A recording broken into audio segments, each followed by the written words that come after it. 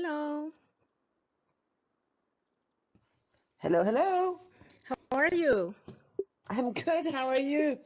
Cool. Trying to get familiar with the environment here. Yeah, this is really cool. I mean, me too. I actually decided to create this event to better understand how it works, also to see the ins and outs. And as a digital product designer, it's very useful to have some experience interacting with these technologies, and we can see how the usability principles get implemented. So, Yeah. hello everybody.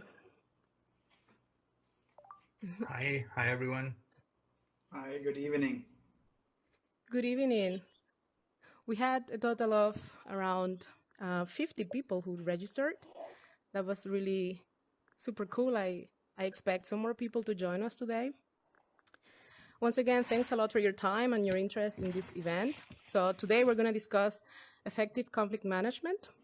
And this event is organized in collaboration with Miro. Just bear in mind that this is actually a test or a beta version actually of the Horizon workroom. So, some info about me. My name is Johanni Pestalozzi. I am originally from the Dominican Republic, and I'm now living in Zurich. I am a startup founder and a digital product designer, and I have 9 years of experience working as a researcher and now as a freelance UX designer.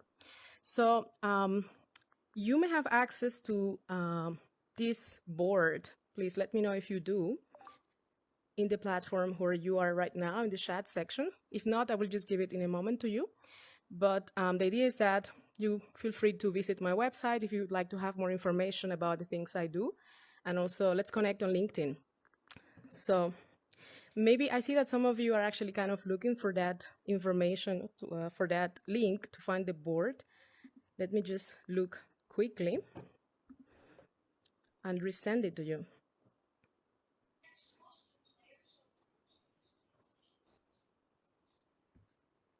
So in the screen where you are right now, you have access to a chat. And in that chat, we can exchange links, we can exchange information, whatever you like, emojis, as we normally do in other platforms.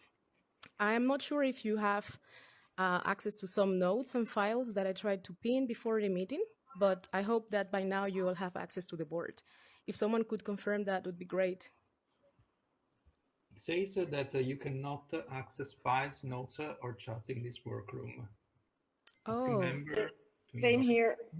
Oh, yeah. okay. Okay, very interesting. Let me see now what we can do. I am now discovering this.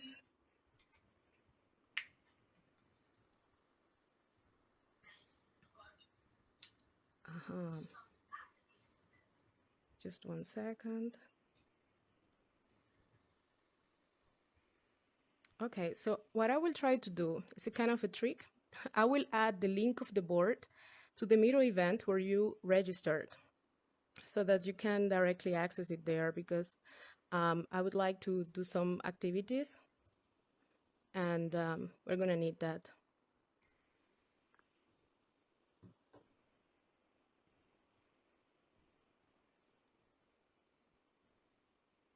So I'm going to do that quickly here at the top. Sorry, Johnny. Where is that? Okay, so when you registered for the event for Miro, Yeah. you went to a page where you could RSVP. So what I'm trying to do now is update the page of the event. So I will show you here what you should be looking at. Do you all look? Okay, so you have access to the portal. So you see where you log in to register or where you actually access this event. If you scroll down, you will see there is a link to the Miro board. Okay. Trying to go there. Perfect. All right, good. So I see people joining me. That's great. Good. So it always happens. There is always some technicality to handle in live events. So this is one of them. And yeah, this is great. Okay, perfect. So Awesome. So the idea is that feel free to visit my website or let's connect on LinkedIn so that you learn more about the things I'm doing around UX design and research and also around workstation and no-code, low-code development. All right. So let's talk about the big elephant in the room, right? So this VR environment, this Horizon Workroom. So first of all, this is a platform that is in a beta version from Meta. And this enables people to have virtual reality and mixed reality events. So if some of my friends could have joined, unfortunately they didn't, we would have been several people here interacting as we do in real life. The difference is that in this case, we don't have to distance ourselves, right? So, and as you can see, you can just access via video call, which is very practical. You only need an Oculus Quest 2 headset to be able to do this. And please be aware that this event is being recorded, and the idea is that it will be uploaded later on YouTube so that you are informed about this.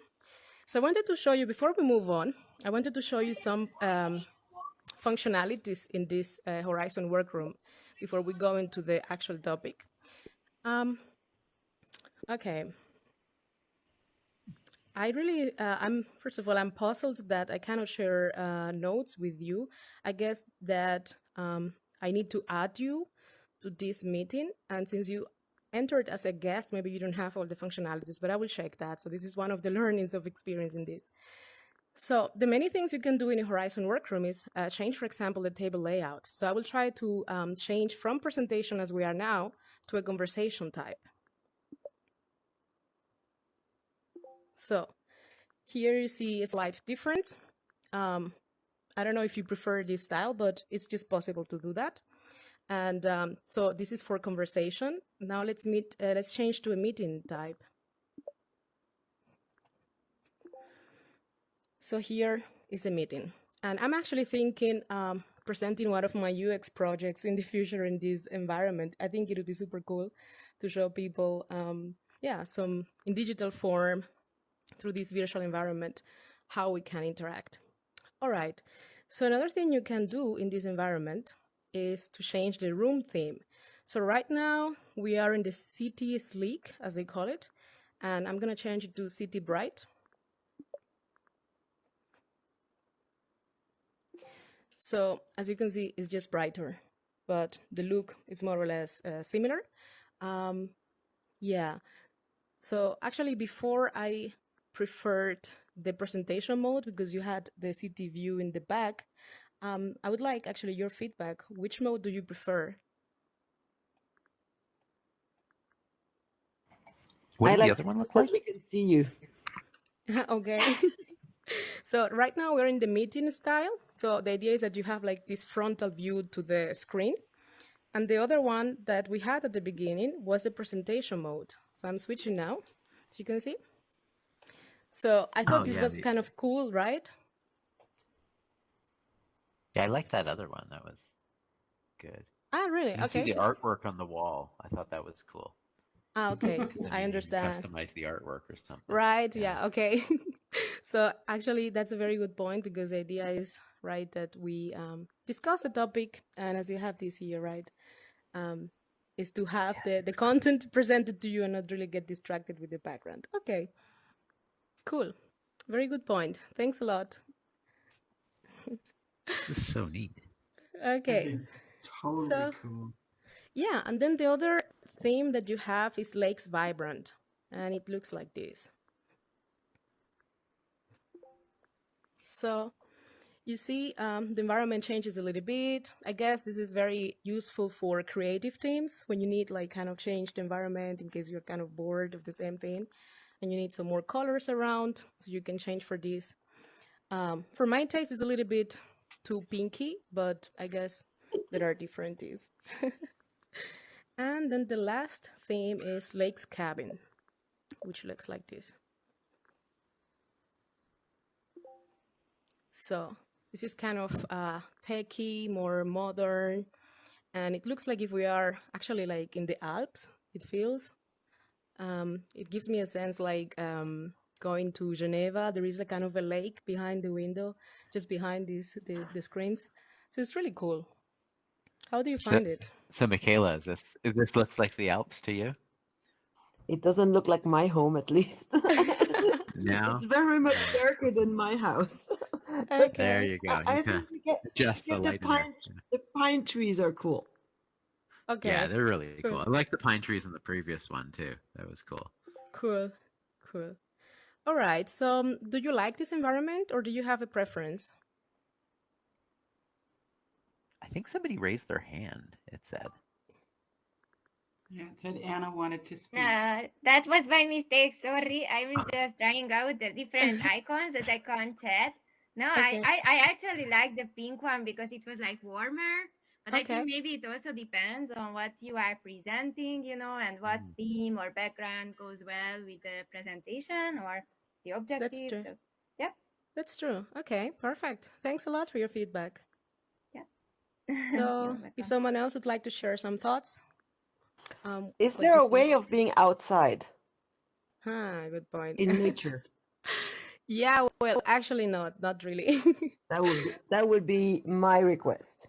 Yeah, that's actually a very good point because in real life we do that, right? When we want a break, we go like outside, we drink or we share, yeah, coffee or something. So I guess that's a kind of feedback that could be passed on to Meta. But what is available is a kind of another environment, which is called the the metaverse. Yeah, metaverse. Sorry, I forgot the exact name because all of this is the metaverse. But Meta has created a social environment where people who are, let's say, registered on Facebook can get together and watch videos, watch concerts together with others, kind of socialize and share thoughts with people from all over the world. I just right now don't have the name because honestly, I get to these different apps and I don't always look at the name on them. But something similar exists, but it's not really connected to this workroom, which I think should be, right. Okay, good. So then something else I wanted to share with you is we can change seats. So for example, I can move to that other area, and now you can look at me from here. So I found that super cool. Then I can also go to the whiteboard. If I choose now to go, for example,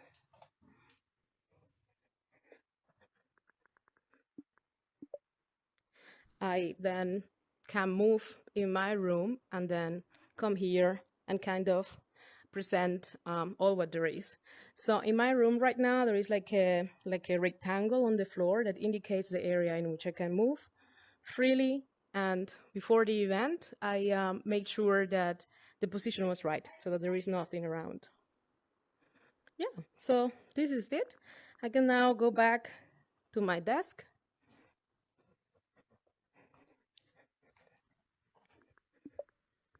All right, good. So I would say we can move on. These are like the I would say the highlights of this environment. So actually, if I change just quickly the view, maybe Michaela, you can see the lake in the surroundings, and then I will just move it back. I don't know if you can see it in one of the windows. Trophy. I like the trophy. Cool. Yeah, indeed, it's really nice. It looks like a Oculus Quest too, like that it has in the head. Looks really nice. Okay, so I will change back to meeting, and then we can continue with the presentation. So let me just quickly look at something. Good. So as you know, the topic that brought us today is conflict management. So effective conflict management to foster a culture of team development. So I decided for this topic, it all came to reason because last year in September, Germany was voting for its next chancellor after Angela Merkel was in government for around 16 years. And it was a very crucial moment in the history of Germany, in the modern history, because she really represented the stability for the country. She represented also a change in government because she was a female chancellor. and that had a lot of symbolism around it. However, things needed to kind of change. The population was looking for a change, especially because she had been in power for so many years. So the situation was that for me it was very impressive to see how these different parties, so the social, which is the SPD, the CDU and CSU, which is the central party, or actually the party that was in government with Angela Merkel, and then the Green, which is the Green as you see here, it's called Grüne in German, and then the FDP, the Yellow, and so on.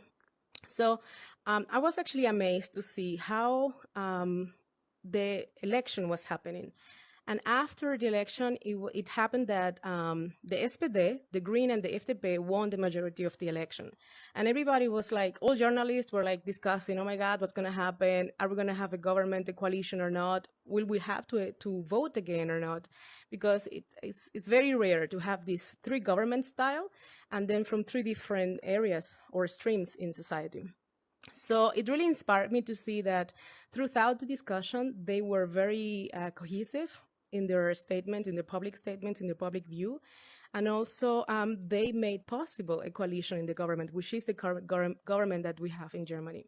So that really inspired me to figure out how people actually make that happen. I mean, people with a lot of influence, a lot of power, and a lot of responsibility. How do they actually make sure that they don't have any public show? Because this could have been a public exposure of strong disagreements, political disagreements, that we all experience that even with our best friends, we sometimes may have a strong political disagreements because it's just natural. So I was very interested in exploring strategies and techniques around conflict management that can make people have extraordinary results like we saw in Germany. And this is how I came to this topic and to the book that I will present to you in a moment. So, okay, so before I show you the book, I found it very interesting that while doing some research around conflict management and gathering some pictures, I wanted to illustrate the presentation. I went to Pexels, which is a website where you can get images for free, and I just typed conflict. And all what I got is, as you see here, is a bunch of images where people are really arguing, they're very stressed, they are also very physical, and the topics at the top you can see are fight, angry, war, sad. So it seems to me that it seems to be a universal thing because Pexels is an international platform that gets feeds from people all over the world. So it seems that conflict is associated by many people as something negative, as something that really affects you not only mentally, but in some cultures apparently it also involves some physical violence. So it seems that it's something that is avoided by all means, obviously, if something so negative, you really like to have it. However, there are positive things around conflict, which is what I discovered in the book that I will present you in a moment, and in which I will base the short presentation today. So this is the book. It's called HBR Guide to Dealing with Conflict, Assess the Situation, Manage Your Emotions, and Move On. And it was written by Amy Gallo, and she's an expert in this topic. She has been working with leaders in different industries managing conflict. And she is also supporting emotional intelligence workshops. So if you're interested in her work and more of her publications, you can feel free to visit her website. All right. So before we move on to more details around this, I would like us to do a quick exercise to get to know each other, because I know that we are several distributed in different places in the world. So you can visit now the border, you can remain there. And now the idea is that you grab one of these pins, you can actually select it or you can duplicate it, Control D, and then you place it in the region of the world where you are located. And then by pressing the key C, you create a comment. And in that comment, I would like you to write your name, your profession, your location if you want to be very specific, and why you joined this event. And if you like, also your LinkedIn link if you would like to connect with other participants. So let's do that for some 3 to 5 minutes, 3 minutes first, and then if we need some more time, I will extend it. So let's do it.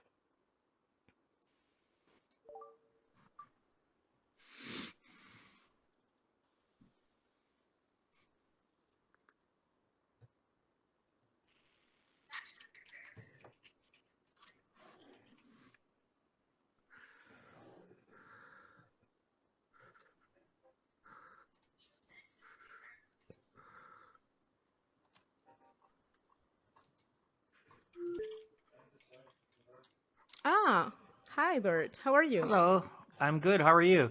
I'm fine, thank you. Glad to see you here. I'm happy you made it. Yes, I'm sorry I'm late. I had some personal things to take care of, so. No worries. It's really great, actually, that you joined so that people can see how it looks like when people in Oculus joined in Horizon workrooms. Yeah. And yeah, super cool. Yeah, I wanted to see how the whole process was for people to, join the meeting, right? So it wasn't as bad as I thought, because as you know, it's somewhat cumbersome sometimes to log in and log out and all that good stuff, right? So Yeah, absolutely. Yeah. Good. And yeah, for me, it's also a kind of experiment, this event, to see the different features that are and to see how people outside or beyond Meta actually interact with the platform. Yeah, Cool. Exactly. Cool. So please have a look if you have access to the board. It should be in the chat section. Okay. I've never used the chat. Oh, there we go. Okay, perfect. Oh, got to set up my desktop. Okay. Carry on. I don't want to interrupt. No worries, no worries. I just set a timer. You can move Okay. on after it's over, and then once you're ready, then you can let me know. Go ahead. I see the board in front of me. Okay, perfect. So the idea is that you select one of the pins in the corner. I think is you will find. Have you used Miro before? Sorry? Do you know Miro, the board? No, I don't. This is all new to me. Okay, that's very interesting. So if you look to the screen projected, you see here. Here you have the option to kind of fit everything, so you see what's happening, where is what. And if you press Control, you can then use your mouse and then scroll into any of the boards you like. So in this case, we are right now in the board in this purple or dark blue board, and there in the right-hand side corner, there is a set of pins. So the idea is that you select one of these pins and then you place it in the region of the world where you are located. And then with a comment, which you do with a key C, you write your name, your profession, location, and why you joined. And if you like, also your LinkedIn link. Okay. Cool. Perfect. Okay, so don't worry, you can move on. I will just start with those who have already completed this part. And okay, so it seems that we have a lot of people from Europe. This is cool, very interesting. So maybe I will just do it freely. So maybe whoever would like to start, please go ahead, say your name and some of the details that you have included in your pin. So I'm Alex. I'm in Toronto, and I joined because this sounded interesting, and it's living up to its billing. It's really cool. Thank you. All right, Alex. Thanks a lot for joining us. Hey guys, my name is Joost, based in Cologne, Germany. Indeed, it's part of that election thing, and I'm very excited to meet you guys here. And I joined because I work remote only, and I was interested in sharing experiences on handling conflicts, especially when you do not see each other like physically. And excited to join that evening with you guys. Okay, cool. Hey, thanks a lot for joining. I think you can corroborate the things I was saying or clarify, but I guess you would agree with me that it was really interesting to see these three different parties discussing how to move forward. There was a lot of media attention on what they were doing and how the discussion went, and that was really for me very impressive to see. And still is impressive because so far we haven't heard of anything, right? Yeah, I totally agree. It's really kind of too calm. Yes, yes. Yeah, almost suspicious. No, but Yeah. let's see where this goes. Yeah. So I'm gonna show you some of the steps that Amy Gallo suggests, but I think beyond this, I think it's important to have some level of maturity, right? Because they all have some interest behind this, but just like the awareness that it is important to give a good impression, independent of your party being in the having the majority or larger proportion of votes. It's just important to keep a cohesive impression and to be able to work together. So that requires some level of maturity, I would say. All right, so if there is anybody else who would like to introduce himself or herself.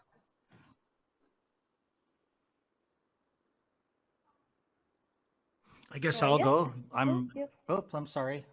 No, go ahead. The virtual avatar in the room here. I'm Bert Offers. Ich kann ein klein bisschen Deutsch sprechen. Und Cool. ich wohne in Dallas, Texas. So I'm here in Dallas, so I'll put myself on the map there. And I'm an ex-Canadian, so hello, Toronto. I know it's cold up there. I'm sorry to hear it. I'll take the heat over the cold any day. It's not the cold. It's the 60 centimeters. It's 2 feet of snow that we got yesterday. I remember. I grew up in Edmonton, so I know what cold is. So Fair. Yeah. Cool. Very nice. Bert, thanks a lot for joining us. Actually, we got to know each other because I discovered that there is a group on Facebook. And still called Facebook. Interesting. And I thought, like, why not? Let me just share it here. And some people decided to join. So Bert is here from that exchange. Yeah. Thanks a lot. All right. So if there is anybody else who would like to introduce him or herself, feel free. Yeah, I can go next. I am Lucy. I am based in Copenhagen, and I'm a future experience designer. So I joined this event because I think this experience is quite futuristic, and I wanted to see how it worked in real life. Very nice. Thanks for coming. All right, there was someone else? Yeah, my name is Anna. I am a UX researcher at Ocado Technology, and I also joined because I really wanted to see how these meetings work. I find it super cool, very, very exciting. And yeah, and I am also pretty interested in the topic of the presentation. So thank you for organizing this.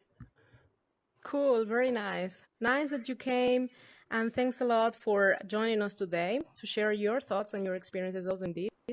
Something that was very clear for me while preparing this event was that in a way or other, we are all kind of experts in conflict, right? I wouldn't say if in conflict management, but at least in experiencing conflicts, we have all. I think since the moment we are kind of, realizing that we exist, we are having some kind of conflict. When we are children, with our friends and relatives, and because there is something we want or because there is some shared resource. So as I was saying before, most of us relate conflict with negative aspects. So you see here, Amy Gallo was listing some of the negative aspects of conflicts. Some kind of like it derails projects, it damages relationships, you lose businesses, you may lose businesses if you do not agree with customers, for example, or it can affect the mental health of people, from everybody, from those who are seeking the conflict or those who are avoiding it. However, it was for me enlightening to find in this book that she was listing several advantages of having conflict. So I found that super cool, that we can see conflicts differently. Conflicts can help have more creativity because by having different opinions, you can understand things from a different point of view. Then it can help have better work outcomes because you start analyzing your suggestions from pros and cons based on the opinions of other people. So it makes you kind of like more critical when you're managing conflict. It also gives you an opportunity to learn and grow from your colleagues, so you better understand kind of the personality, but also like the way of working of your colleague, and in that way, in time, you kind of better work together because you have already had some kind of disagreement on something, and then you went through the process, and it helps better understand each other. And then it also helps improve relationships in the long term, and also job satisfaction. So yeah, job satisfaction, because you can then better communicate with people. However, conflict alone, just the fact of having a conflict, is not a prerequisite for having these advantages, right? We have all experienced that. So it's a matter of having them in a structured, in a as I was saying before, kind of reflective way, mature way, to understand that we have a constructive goal behind having the conflict and behind the way we choose to manage the conflict.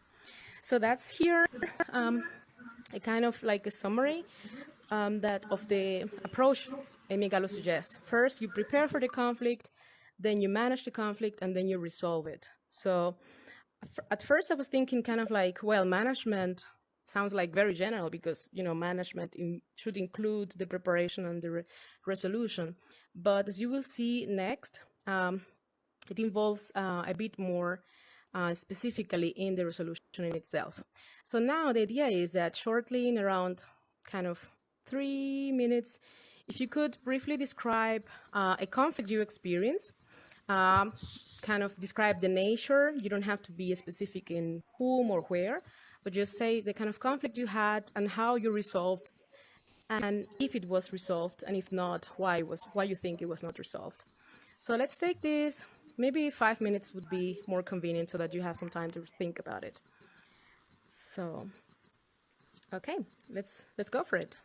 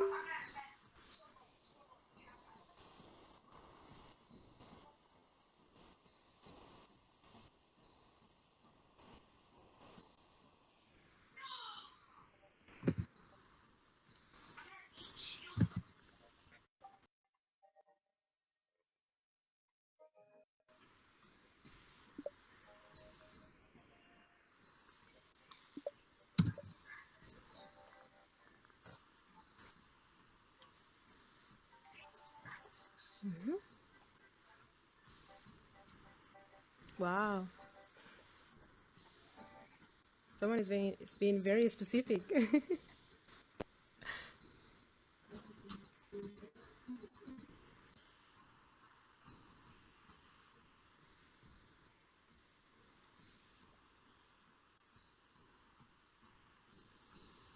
Okay, it seems that most of you have already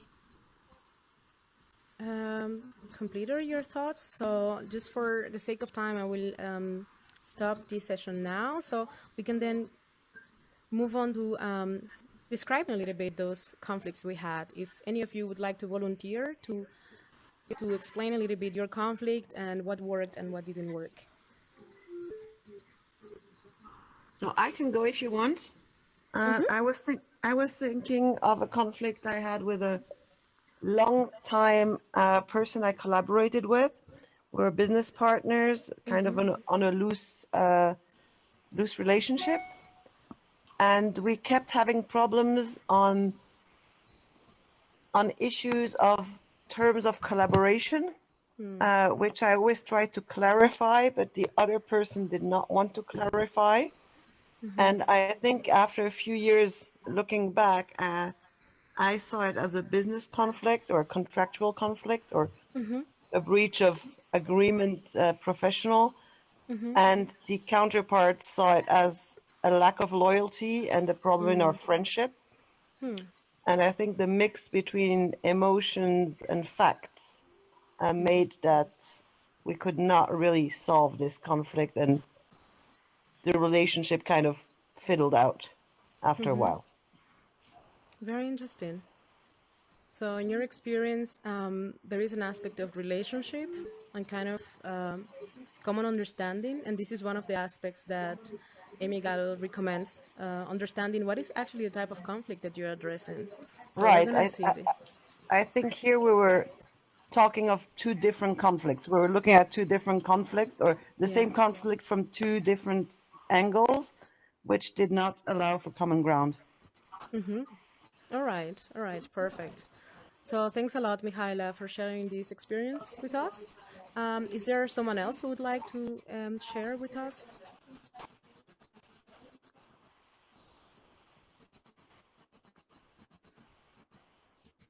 And here, I share just to kind of, I guess, corroborate what Michaela said. I had a similar experience with business partners, and we just couldn't agree on the direction of the business. And ultimately, it just fizzled out, and we went our separate ways. We just weren't able to reconcile it. Interesting. Just as a follow-up, do you think that it could have been avoided, the breakup, at some point? No, I mean, sometimes the breakup is healthy. Like I think we came in together for a reason, and I think the business had matured to a certain state. We had different points of view of where the direction was going, and there wasn't, and we didn't leave on bad feelings or anything. Too, that's one thing I'm very proud of. But it was just time to change. Yes, I understand. So you are still in communication, but at that specific project, things didn't work out well. Yeah, exactly. Okay. I think that's okay, very interesting. Yeah, this is actually. So this is actually one of the strategies of handling conflicts. You can just exit it. However, you need to kind of understand, like if you exit it, it's like you lose that opportunity or the gains that you may have around it. And this book, I fully recommend it. It lists, I am kind of like, it presents a list of suggestions of moments in which you should consider exiting a relationship or exiting a communication, especially when the other person does not want to give in, when you have been circling around the same thing, or when the project is a deadline, for example, is over and you cannot change things. It doesn't make any sense to continue conflicting around it, right? All right. If there is anybody else who would like to share some experiences around conflict management.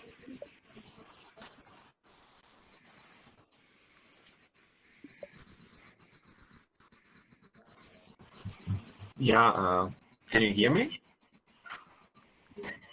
Yep. Yeah, I'm sorry I'm late. I tried with my VR headset, but an update is running, so that's why I switched to normal computer. Don't worry. Actually, yeah, Fadri, it's So, no problem. Fadri is actually, he's my husband. He's sitting in the same room, so I don't know if you hear some echo. If so, my apologies, but I guess everything is fine, so go ahead.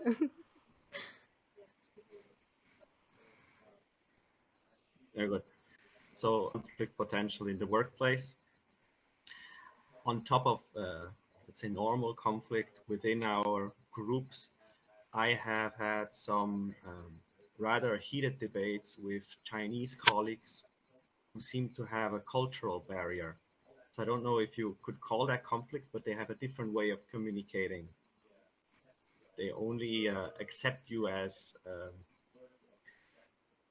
worthy of respect or of attention when you are very strict and very clear what you demand, and they talk on top of each other. It's like a hierarchy struggle happening there. Interesting. So that's also something we need to keep in mind, that we come from different cultures, and then conflict is also perceived or also fought out in very different ways. Absolutely. Yeah, thanks a lot. I remember reading in the book something around ways to approach the conflict with the person, and there the author was saying that in Asian cultures, people normally don't address conflicts directly. But I don't know if this matches the experiences you have had.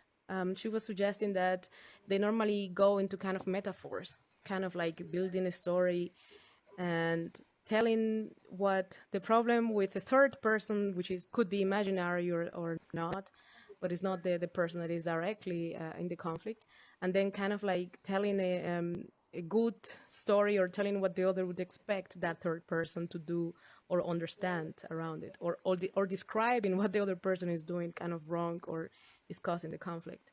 So do you think that this is somehow related to your case?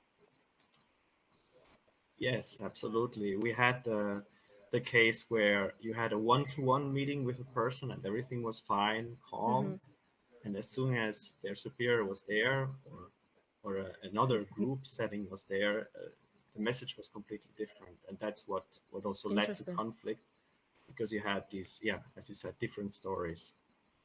Interesting, very interesting. All right, thanks a lot, Audrey, for sharing your experience with us. All right, so sure. I would like to move on to the following slides, because we actually are a little bit just on time. So what I would like to do now is present you each of the steps that Amy Gallo suggests you should consider when managing conflict. So as I said before, she says you should go through 3 steps.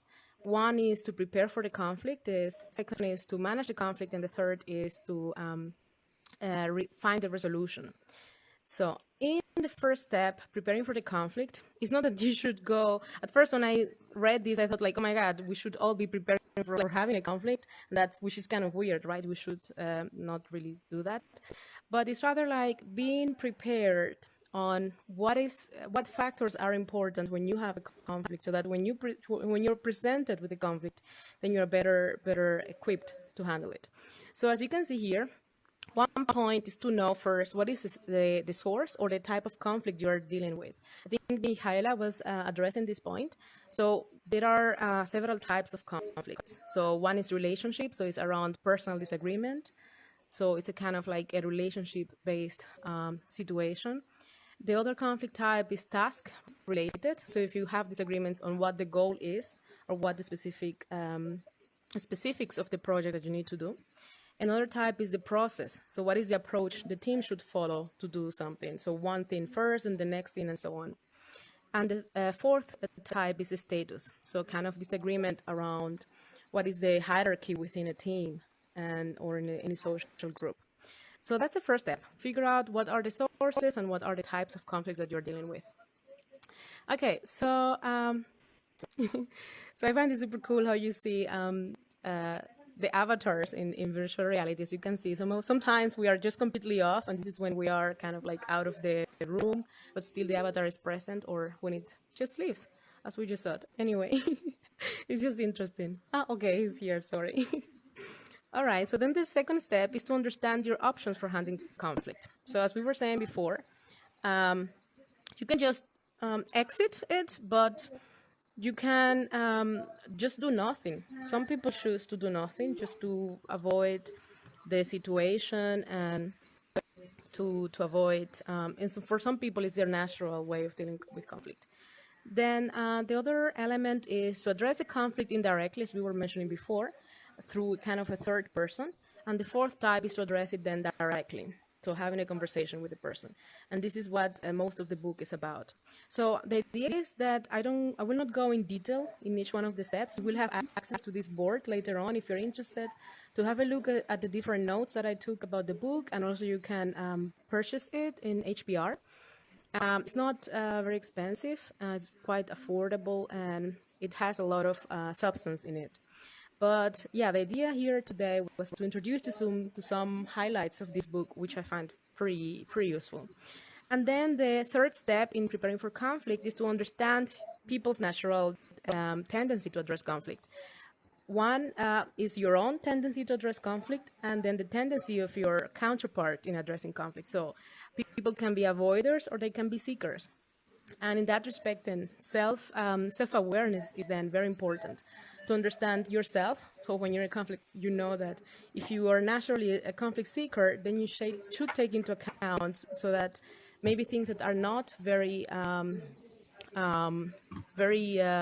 urgent may look super urgent for you because you are naturally a conflict seeker. So you need to take that into account when you are in situations like this. Then when we move on to then managing the conflict, we have these 3 steps. First is to assess the situation. Second is to get ready for the conversation. And third, to have a productive conversation. So as I said here, I created a list of points that are valuable.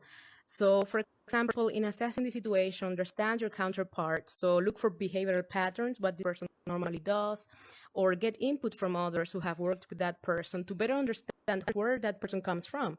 I know that this is normally a raw part of kind of dealing with conflict, but I think some of these points are useful to understand the person behind the conflict, because sometimes we get very focused on the goal we have at hand or the disagreement we have, but there is a human who has goals and who has interest in there. Even if they don't look very rational for us, there is a kind of rationality from the points of view of the other person. So that's the idea, that you understand the person, then you understand the type of conflict that you're managing, and then what is your goal? What is your goal behind this situation? So what is driving this disagreement? What are the goals of the other person, and what are your own goals? And then the second step is to get ready for the conversation. So check your mindset, make sure that you have a message, that you plan for it, that prepare for multiple scenarios for how the person could react to that conflict and how you may react to it. Pick the right time and the right place. And she was also suggesting to kind of vent with someone who cares about you, who can listen to you and can give you a kind of constructive and productive feedback. And she was saying that people, if you don't vent your emotions, you can even have health problems and can have like cardiovascular problems. You can have blood pressure, etc. So the idea is that, you vent your frustration with someone who understands you, someone who is your confidant, so to say, so that when you go to the disagreement or the conversation with your counterpart, you are not charged. You're rather relaxed and ready for a conversation. And finally, have a productive conversation. So you can have a look at this later on. It is that you frame the conversation, start with what you have in common, and simultaneously manage your emotions and the emotions of your colleague. Also understand that maybe your counterpart may not have vented before having the conversation with you. So if the person happens to vent in front of you, you should also give a space for that, because it's a human thing, right? And also make sure that that you understand the point of view of your counterpart, as we discussed, and also that your counterpart understands where you come from, so that you can find a common point. So at the moment, it may sound a little bit theoretical, if you may consider that, but the idea is that I thought that this could be a very interesting source of reviewing every time we have some situations, to see, to have a kind of guideline, because nobody's really born with these skills of conflict management. We are just given to live kind of deal with it and just go on with it, right? But there are people who have spent time observing, researching, and communicating these tips and these strategies, which I think are very useful. And then finally, you have the resolving phase of conflicts. So here there are 2 simple steps: get a resolution and make a plan, and repair the relationship. So in this case, you need to set some set of criteria together with your colleague or counterpart. What is how a resolution looks like? What principles you want to follow? So things that matter to both of you. So if it's a matter, for example, of meeting deadlines, if it's a matter of sharing work, or if it's a matter of better communication, then whatever the resolution that you find should meet the criteria, or should find the balance between these. And here there are some suggestions: that it should be possible, it should be realistic, it should be fair, reasonable, and it should try to keep the relationship intact. And then if there is no conclusion, then you need to agree on how to move forward. So take a break. You can meet someone more senior to interfere. Normally this is really, I would say, like escalate things if things are very serious and really cannot be managed. And find a way to meet your needs in other way, and learn from your experience, so that in the next occasion when you're given a conflict, then you can apply this new knowledge you have. And lastly, repair the relationship. So try to find a way to build rapport with the person, to build trust, so that the person can, continue to collaborate with you, and offer things so that the person can notice the goodwill behind your interacting with you. So this is the overview of how to manage conflicts. I wanted to wrap up the workshop with your final reflections. Let's take kind of 3 minutes to reflect if anything of what I presented to you today is kind of useful or new to you, and what would you do differently in the future when facing a conflict?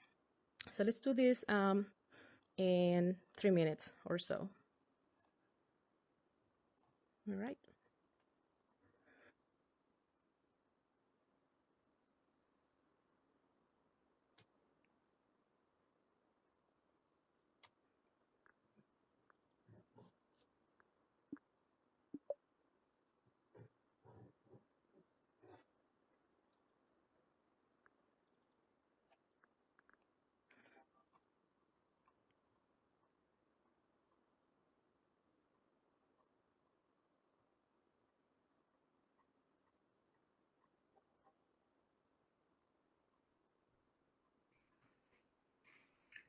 Johanni, do you have any comments of how this framework could apply to groups?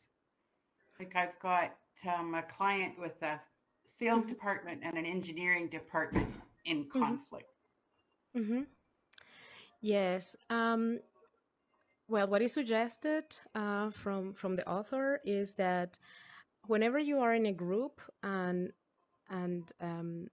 you have a disagreement that is public and everybody kind of is present, you should you should not you should find a private space with the person you have the disagreement or the persons, and that so that you privately kind of discuss your disagreements and then go through this kind of approach that you understand each other's goals and you kind of negotiate on things, and then once you have a resolution, then you come back to the team and then you move on with the tasks. Excellent, thank you. Sure. The book is really good. I felt really related to many of the things that the author described. And I just found, when I found that book, I felt like, oh my God, I would really like to share these things, or I would really like to prepare an event, because then it helped me, it motivated me even more to finish reading the book and then structure the knowledge, right? And use it and apply this in life and reflect from the experiences we have already had. Yeah, so I highly recommend that book. It's really nice. And in my life, I was always looking for a book or some kind of source that can show me managing conflicts in a structured way, like more analytical and less emotional or less based on hunches, but rather like really studies have shown that if you prepare your conversation with someone, if you take into account where the person comes from and what your natural tendency is, can really improve the outcomes of the conversation around the conflict. So that was for me very, very thrilling to see such a structured framework to address conflicts. Works well for left brain people. I'm not so sure about right brain people. That's a good point. Okay. All right. So we have some minutes left. I would really like to give the opportunity to some of you to I'm honestly, since this is like the first time I'm organizing this event here, I don't know if really like the whole room will collapse and then we will all go out of it, but we will see what happens. I would just say that some of you, if any of you would like to share your reflections from this workshop, go ahead.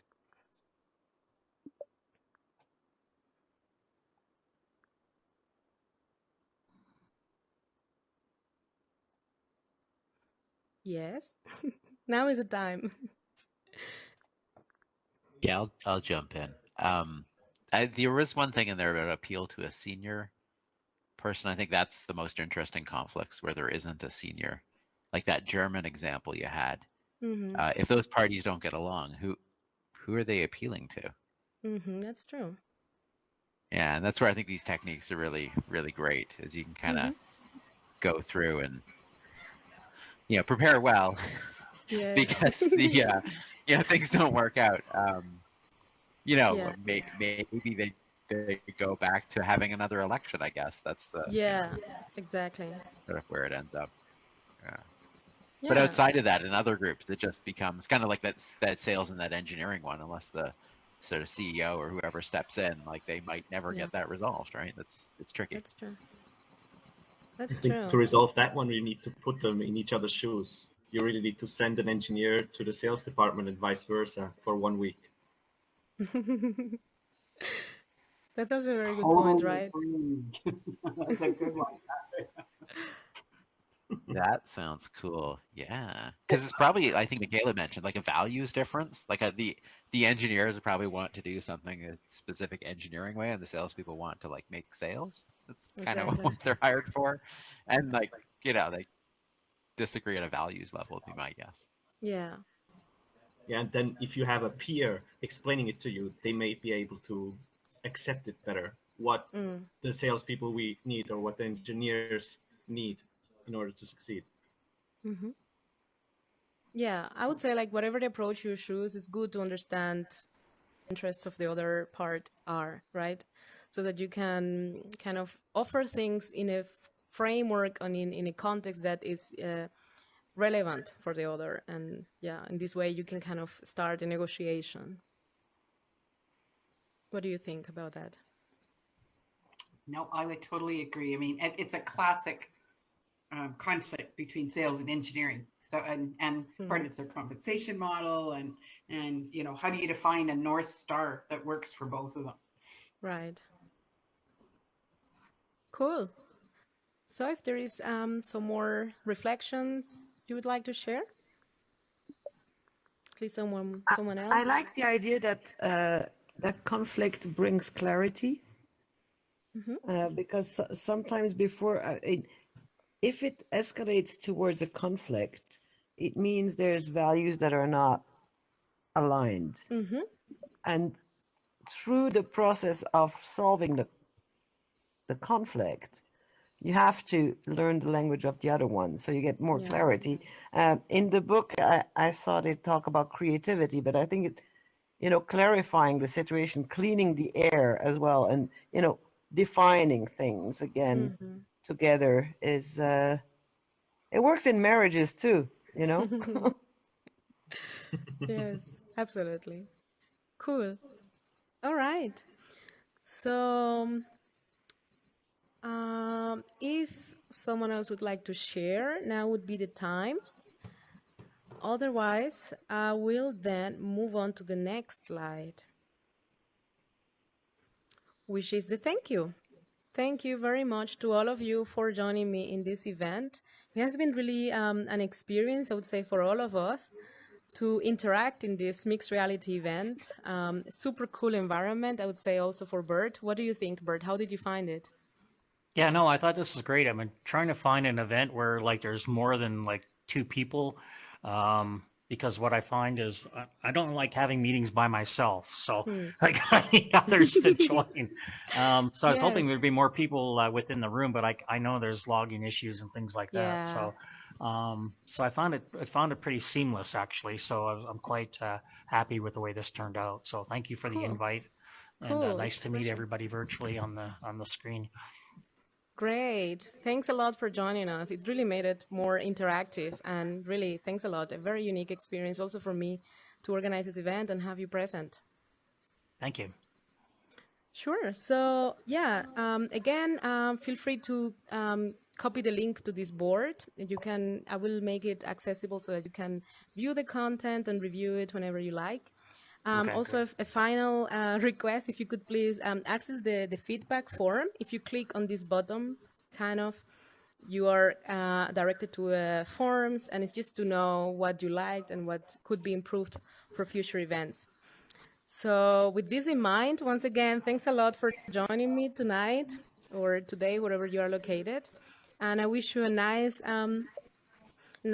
time forward, managing conflicts, applying this framework, and if you like, also interacting on different social network, LinkedIn or Facebook, wherever you are active. And it would be really great to remain in contact.